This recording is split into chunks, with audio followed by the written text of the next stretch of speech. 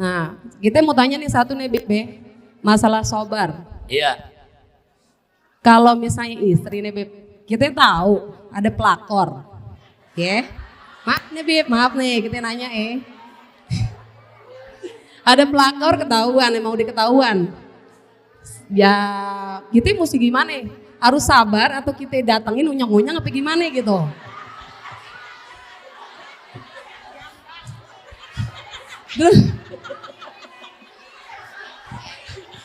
Baik.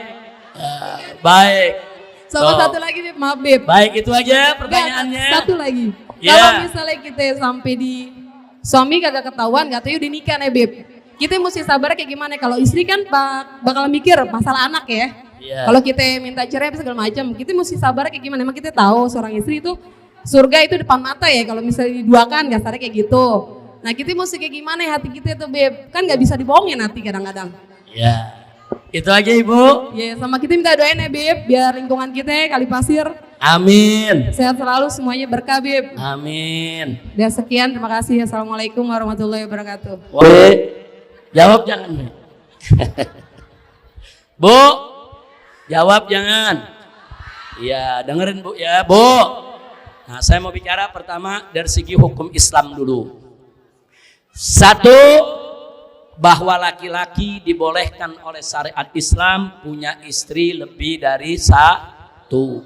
Tidak boleh lebih dari 4. Dengan syarat wajib adil.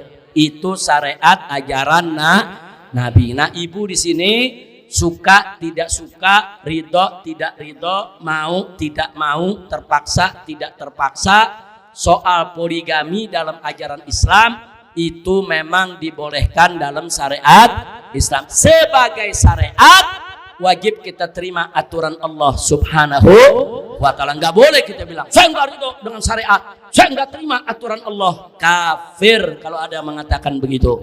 Na'udzubillah min dalik. Itu syariatnya. Kira-kira jelas tidak? Jelas tidak? Jadi poligami bagi kaum laki-laki hukumnya mubah. Ya, sebagian ulama ada mengatakan sunnah, tapi yang kuat pendapatnya mubah, bukan sunnah, mubah. Artinya mubah, dikerjakan boleh, ditinggalkan nggak apa-apa, tidak membuahkan pahala maupun dosa. Tapi mubahnya ada syarat. Syaratnya apa? Allah sendiri yang mengatakan dalam Al-Quran. Setelah Allah mengatakan fankihu ma tabalakum minan nisa mathna wa thulas wa ruba. Apa kata Allah? Silakan kalian nikahi dari perempuan-perempuan kalian itu 2, 3 atau 4. Tapi ayat ini belum berhenti, ada lanjutannya. Artinya apa?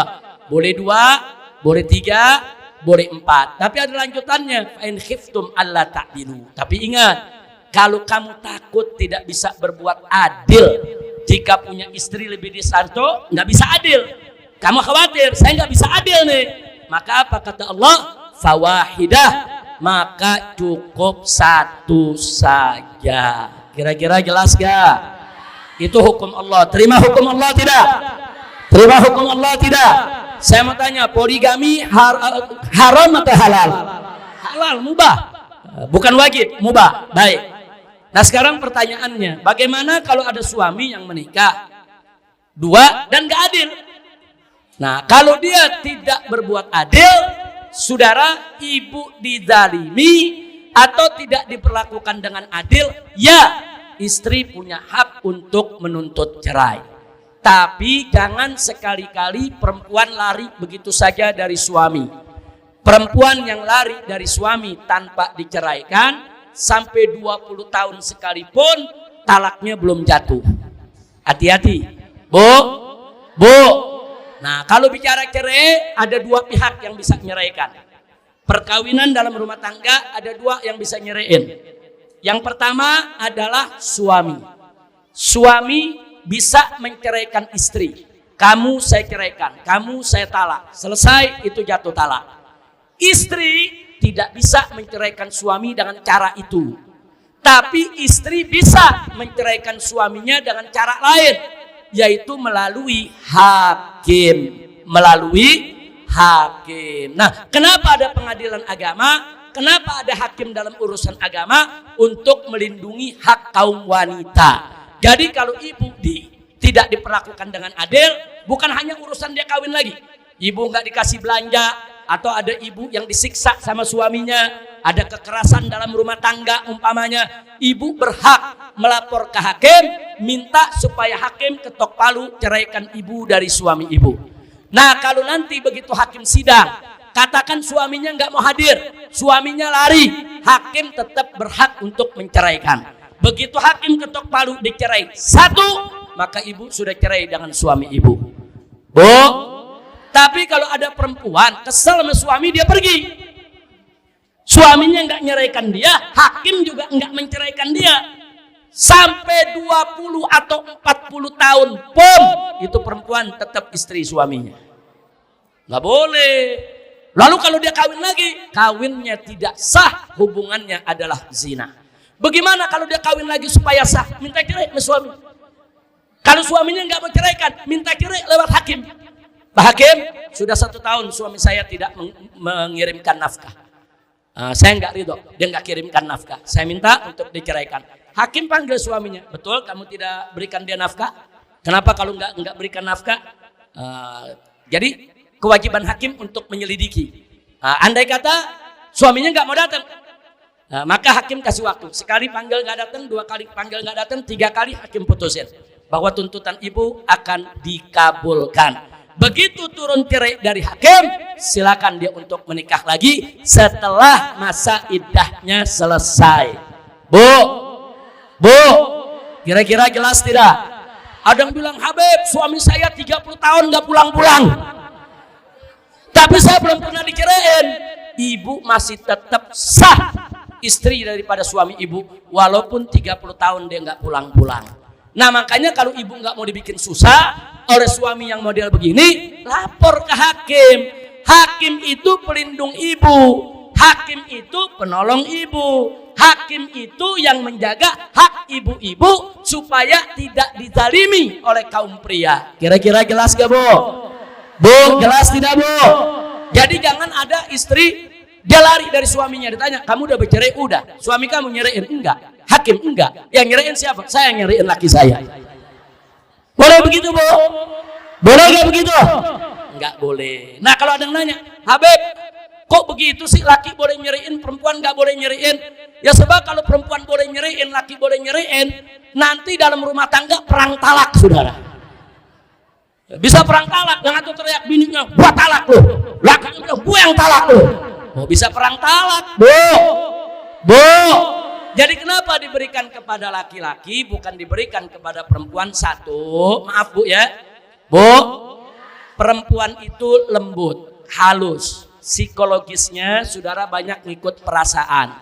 Berbahaya kalau yang mengikuti perasaan untuk ngambil keputusan talak.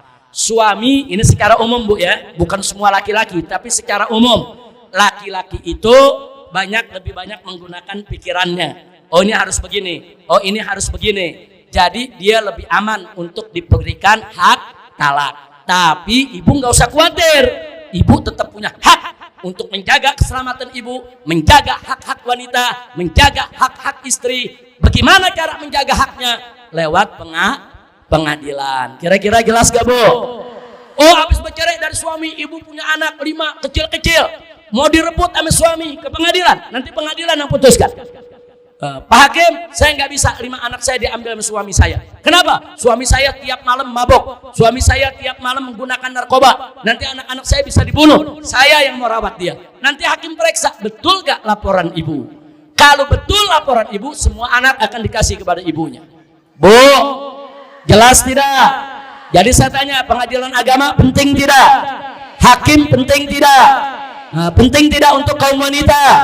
Penting. Nah itu yang saya mau sampaikan. Jadi saya tidak mau panjang lebar soal pelakornya, tapi saya lebih fokus kepada soal hukumnya. Kalau ibu memang merasa, wah saya nggak bisa nih, diduain begini, saya merasa diperlakukan nggak adil, nginep di saya semalam, di sono sebulan, tuh begitu aja udah nggak adil tuh Bu, nggak adil, nggak boleh.